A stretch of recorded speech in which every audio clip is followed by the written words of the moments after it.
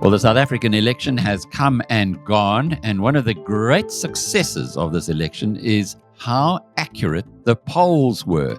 Now, there were many people who felt that this wasn't going to be the case. We've seen polls all around the world coming horribly wrong, and yet in South Africa, where there was a massive change, these polls were deadly accurate. We're going to be talking to Gareth van Onselen. He's the chief executive of Victory Research, appropriately named.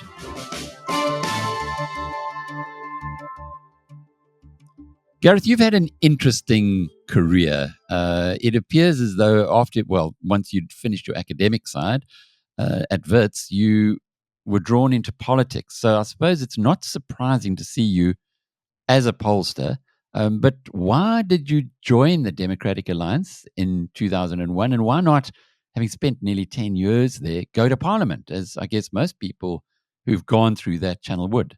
Thanks, Alec. Yeah, I'm a liberal animal by heart, and certainly, politics is hardwired into my DNA, and so there was a natural overlap with getting into the political universe, and the DA ideologically made sense to me.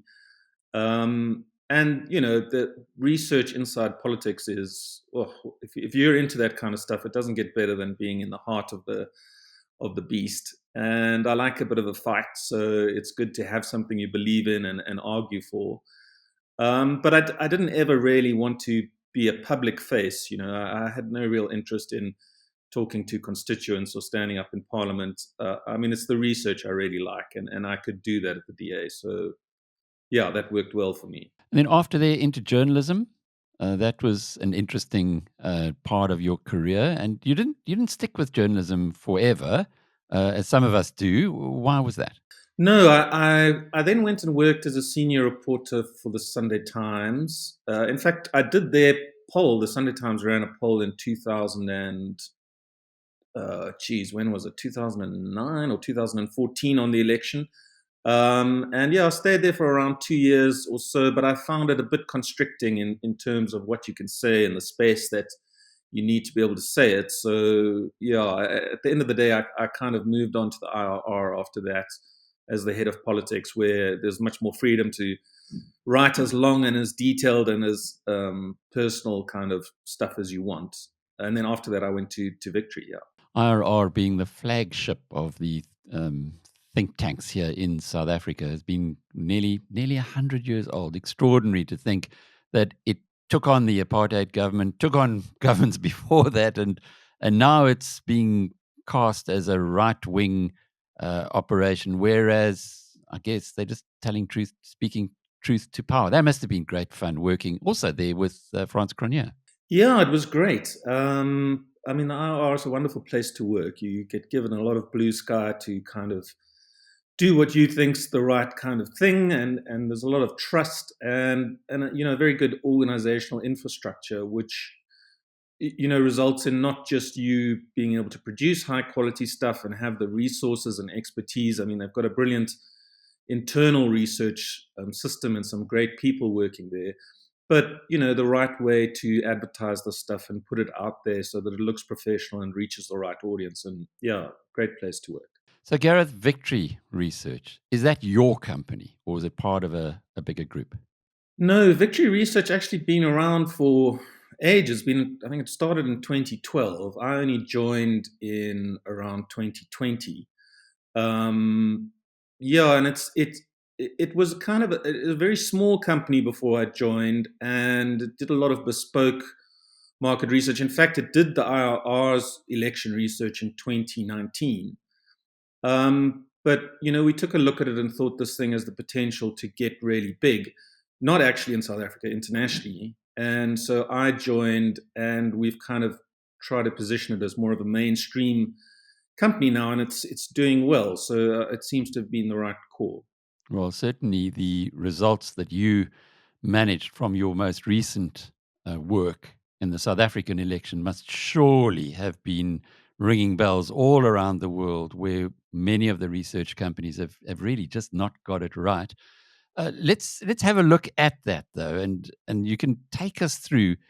Thank you for sending this lovely graph. It's an interactive graph, which I'm going to put on screen now, and we can then see how it actually how it tracks. Maybe you can talk us through where it started, and as the graph runs, it's only 35 seconds, how things changed. Yeah, so this is our 58% model, and one of the things you have to do during the election is try and guess what the right turnout is. So we ran 5, and we were lucky enough to get it pretty close on the 58 one. I mean, I think final turnout was 58.6. So this model is the most applicable, and there are a few things that are interesting about it. One, the ANC, as you'll see now, sort of climbs steadily for the first 4 or 5 weeks of the track, and then declines towards the end. And I think that was, you can see it's reaching its peak at around 46 now, and now it starts to decline. And that was the weekend when the Zuma decision and NHI was made. And I think that really hurt the ANC towards the end of the election. I mean, the other interesting thing is you can see MK tracks above the EFF almost the entire election cycle. There are a few points where they just touch. And it obviously climbed a bit at the end. We didn't run the track in the last 48 hours before the election. So there was kind of 48 hours where stuff could move. They obviously ended very strong. The EFF went down a bit. But I mean, all in all, it was, spot on, I think. It got exactly the right trends, the strength of MK, the decline in the ANC down towards 40, and, the battle for sort of third or fourth place between the EFF and MK. And that decline by the DA, and just for those who haven't read the legends at the bottom, the green is the ANC, the blue is the DA, the orange is MK, the red the EFF, and the yellow IFP. But just having a look at that decline by the DA towards the end, that's pretty sharp, from 23 to 21% in the context of the overall graph. Did they make some blunders in their campaigning? No, I don't think so. I mean, well, you can have an argument about the DA's long-term strategy and whether it's the best thing for it to, eventually emerge as a kind of 30% plus party. But in the short term, I don't think it made any strategic errors. I think what happens, and typically in elections going back as far as you can, is the DA manages to secure a fair amount of black support outside of an election. I mean, typically it ends an election with around 4 or 5%, but prior to an election, it can get that all the way up to 7 or 8. And what happens as the election unfolds is the ANC essentially squeezes the more marginal black voters off the DA. And it does that by playing the race card, by saying things like social grants will be taken away or you'll go back to apartheid, and it really hurts the DA. And those black voters who are partial to the DA but susceptible to that kind of racial messaging tend to be squeezed off the party. They don't go to the ANC or MK, they sort of opt out, but it hurts the DA support the closer an election gets. The other important fact is, that DA line is actually pretty straight. I mean, yes, there's a bulge towards the end there where it goes up and declines, but really you could draw a straight line through that kind of average DA track. And yeah, it's done better than it has in the past. It's hurt more than this in the past. And maybe that's a positive sign for the party going forward. So interesting, because if you have a look at the DA's real background and real history, and Helen Zille, I worked with her many years ago when she was a political correspondent at the Rand Daily Mail, and she was a force of nature, taking on the apartheid government. She comes from a family deep in anti-apartheid tradition, and she took a lot of risks back then. But suddenly she's been painted as this, well, somebody who voted with the, what was it, 31% who wanted to keep apartheid in 1992 when 68% of white South Africans said no. So it's strange that the DA hasn't managed to somehow show that the narrative that the ANC is putting forward is just so wrong. Well, I mean, there's, it's not just a problem for Helen Zille, that stuff. It's a problem for the whole party, which is labeled as this kind of right-wing, whites-only party. I mean, one of the things we did in the track, which we haven't made public yet, but we probably will in the next week or so, is is, we track the demographic profile of each party. So, who by age, gender, race, income, educational level supports each of these parties. And, at the end of the day, 24% of the DS support comes from Black South Africans. I mean, in terms of its baseline support, that's around 850,000 Black South African voters, which is basically more or equal to every other opposition party, including the IFP, outside of MK and EFF. And, it's symptomatic of a lot of the public attitude out there towards more scientific analysis of what is actually happening in the real world. Ideology and prejudice and personal animus between politicians drives these kind of fantasy narratives, and they just don't hold up when you look at the raw data. I suppose that's our job in the media, is to make pretty sure that we can get the facts out there and get the real truth. And that's why it's great to be talking to you today, because you've always relied on that, and it's given you, I think, an advantage when you comment on politics. I come from the business world, and in the business world, it's all based on fact. You can't give narratives and then you produce the income statement that shows that you were lying, because you won't keep your job. But it seems in politics that's not an obstacle. Well, I would say inside the business world, that's true. Certainly when it comes to the business world's external evaluation of the political landscape, that is not true. I mean, huge amounts of gut feel analysis and what I think and who I like, and I heard this at a braai, and yeah, I mean, and that's not particular to the business world. That's a fundamental problem across the board. But yeah, we really are.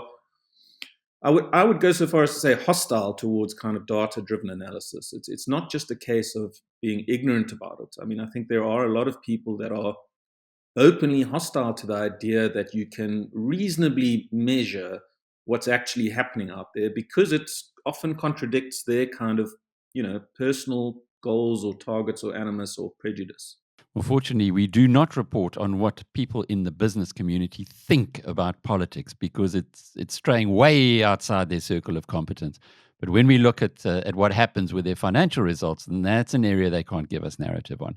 But Gareth, you've put together a really lovely slideshow for us, and I want to go through each of those slides. We might go into some detail, I guess, on some of them. But let's kick off with Social Research Foundation. Now, we know that your former colleague at the IRR, Frans Cronje, is a huge fan of yours. And I presume that there was some relationship, or he knew your work and you knew what he was wanting to do at the Social Research Foundation, that drew the two of you together. But my goodness, you really have shaken up the whole approach, I think, in many ways, to polling in South Africa. How did this come together? Well, let me first say something about France. He said some very nice things about me on BizNews, and I mean, not just to return the compliment, because I believe it's true. Market research is a standard feature of most elections in kind of developed democracies. I mean, it's fairly new to South Africa, and we have quite a conspiracy-driven public zeitgeist with a lot of mistrust. And it's really brave what the SRF did. It costs a lot, and it takes a lot to run a track like this. And not only in the interests of public debate and informed decision making and data driven analysis did France undertake the project, but he made it all public. And I really think that speaks really well of him in the SRF. It's a genuine, helpful, insightful contribution to public debate. And I think, because a lot of the polling was pretty close to what was happening out there, it's done a lot to legitimize polling in South Africa. And I think that can only be a good thing. And France and the SRF should take credit for that. Just with regards to our relationship, yeah, I mean, I worked under France at the IRR, and Victory, before I joined, had done the IRR's 2019 polling, so he knew what they could do and what they were capable of. We've run quite a few tracks, previous elections, for private clients. We haven't done one publicly. But yeah, France knew what we could do and invested quite a lot of faith in us, and I think he deserves credit for that. Well, indeed. And it was, as you said earlier, it really has been an eye opener for many people in South Africa that our polls were so close to it. You had a debate with Herman Mashaba from Action SA, and maybe you can explain this to us because he was convinced that he was going to get multiples of the final uh, polling or count that Action SA got in the election.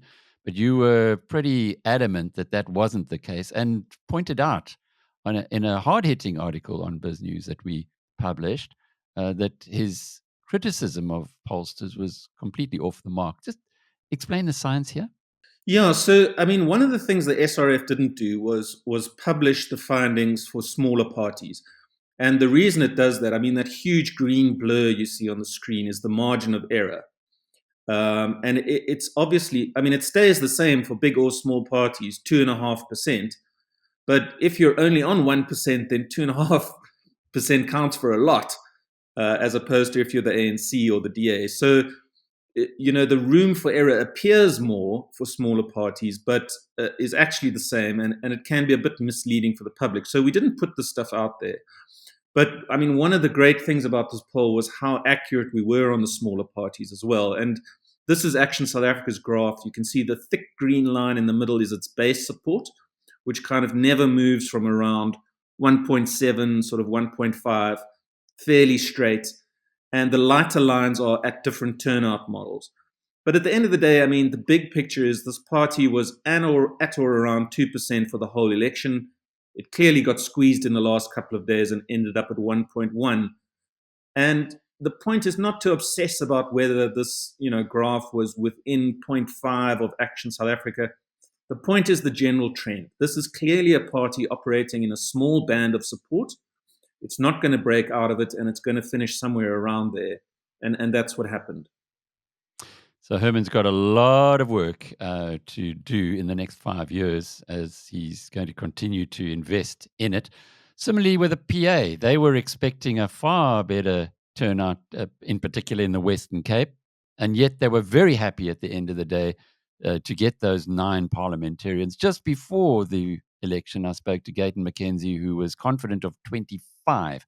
So I suppose if you're a politician, you've got to be looking at the top end of that of the big broad graph that you've got there. And I suppose best possible scenario for them would have been, well, almost 4%. Yes, and there was a moment in the election. If you look at the middle of that graph, you can see the PA sort of climbs all the way up to around 2.6%, and that was on the back of a substantive amount of growth in the Western Cape, which is the PA's primary support base. And the reason why they declined from there is basically the DA. I mean, the DA poured a huge amount of money and resources into squeezing the PA down. It was a fundamental threat to the party in the Western Cape, and it managed to contain it. There was a moment where I think the DA was really panicked. But I mean, that's the difference. And you would see that reflected on the Western Cape graph, this kind of growth in the middle and then a decline towards the end as the PA is squeezed. I suppose you can't be surprised that the Democratic Alliance got panicked because, as you say, in the middle of that graph, from late April to early May, the PA was on a bit of a tear, 1.4% to 2.6%, and had that trend continued, Gareth, wow, who knows what might have happened? Yes, I mean it certainly had the potential to get up to 3.5%, I think. And if it hadn't been for that kind of squeeze fight back message from the DA, I think it would have been quite possible. I mean, these smaller parties are intricately tied to the reputation of their leader, and you'll see just now we'll look at leader favorability. But when Gayton McKenzie's leadership, personal favorability goes up, the PA's vote goes up. And that's the same with a lot of these smaller parties. So it's not just a matter of containing the PA, it's a matter of responding to the brand of the leader, which I think the DA also did quite well. Fascinating. Boza, again, we were anticipating a far better return. Muzi Maimani on BizNews said that they had 130,000 signatures. Well, they never got anywhere near that in the vote count. So it is strange to see that, but it never fooled you. Well, never. I mean, just remember at the end of the day, these are the responses of registered voters. So it's, as the pollster, you don't really have much say in it. You just ask them a question, they tell you, and then you put a dot on a piece of paper. So, yeah, but this is a great graph. This is really close to what, and unlike the PA, you can see that Bossa never really had any potential above that kind of 1% barrier. It didn't have any big spikes. It's more or less a stable graph. And yeah, it's clear that Mayamani has a small captive audience of about 0.5% who are very solid and on board him, but he doesn't seem to have any potential to grow above that. And one of the things you can giveaways of those is you can tell how closely the lighter lines, the lower turnout lines, align with the baseline support. That means nothing really happens to his support if turnout drops. He's got a solid small base, and they'll vote come rain or shine, and that's what he ended up with.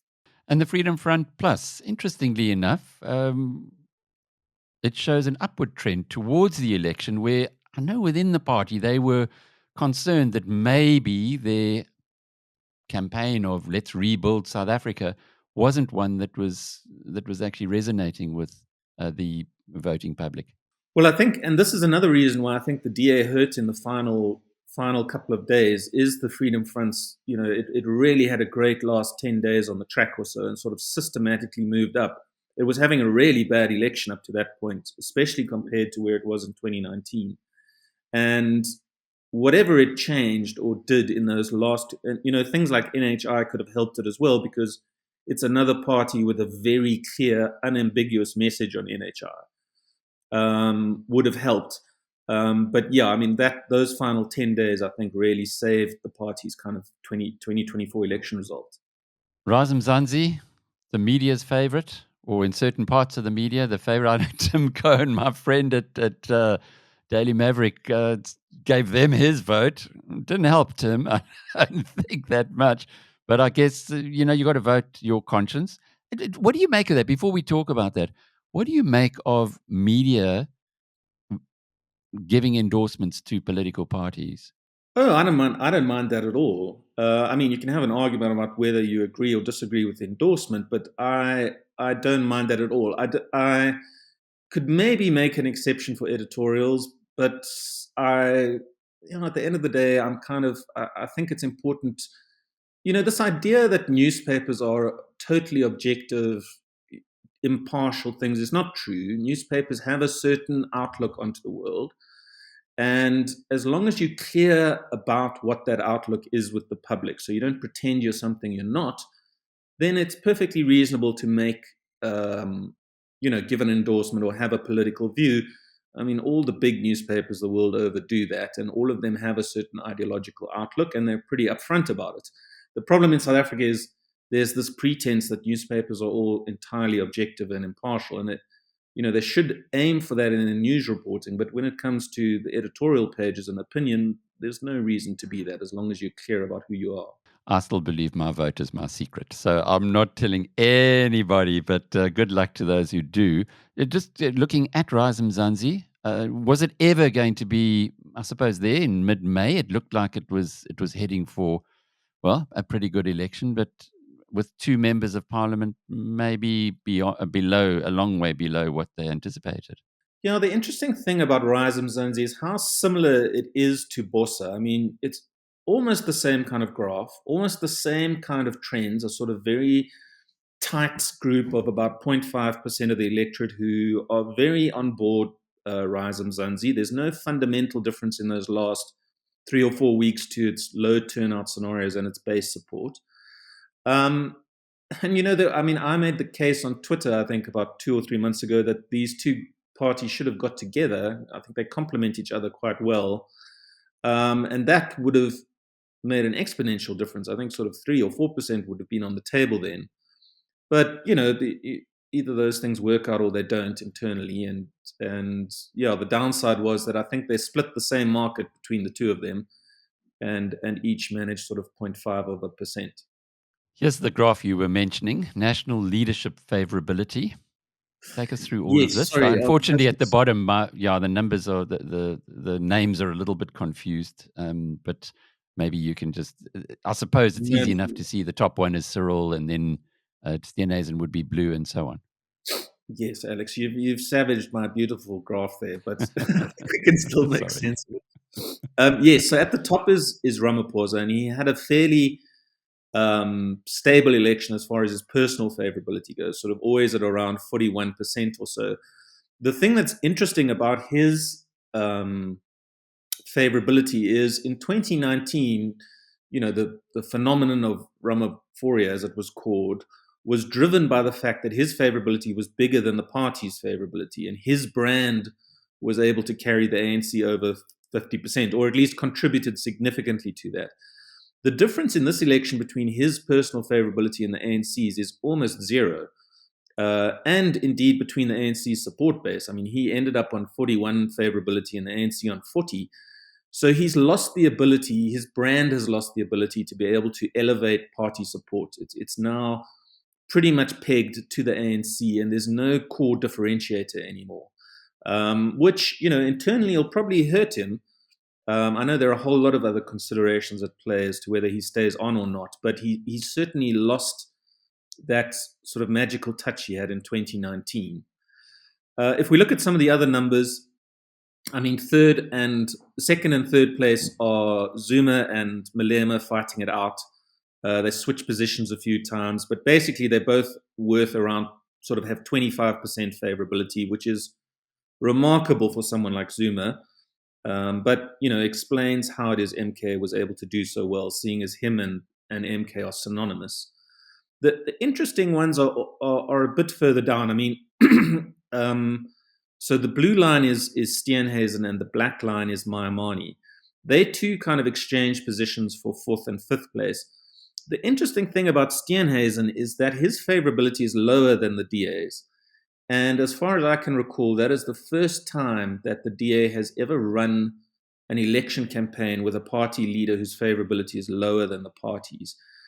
And some of that can be explained by time. This is his first national election, and you need to build up a public profile, and it takes a while. But some of it is, I just don't think he has the kind of impact that someone like Maimane has. And so for the DA, the party had to carry the leader, which is the first time. Maimane, that speaks to his potential. That favorability is the remnants of his time as a DA leader, where hundreds of millions were poured into his brand. It's much lower than it was when he was the DA leader, sort of 10 points down. But given his favorability is 18%, the fifth biggest in South Africa, to end up with 0.5 is something's gone wrong there. And maybe it's the lack of an actual party structure around him. From then, things, Gayton McKenzie, you can see is got a fairly solid reputation at around 4 or 5%. IFP's leader is, fairly small, and right at the bottom is Songezo Zibi, who, his primary problem in this election was 78% of voters had never heard of him. So, you can't run a campaign with such a small leadership favorability, and I think that hurt them. Well, maybe he's going to change all of that when he does get into Parliament and does his bit, because he's in Parliament now, and we look forward to hearing from Songezo, from Musi, from Gayton McKenzie. It could be a very interesting new Parliament that's coming forward. But Gareth van Onselen, the CEO of Victory Research, thank you for taking us through this fascinating insight into how the polls were calling it and eventually how South Africans voted in the most important election, unquestionably, since 1994. Gareth is the Chief Executive of Victory Research. I'm Alec Hogg from BizNews.com.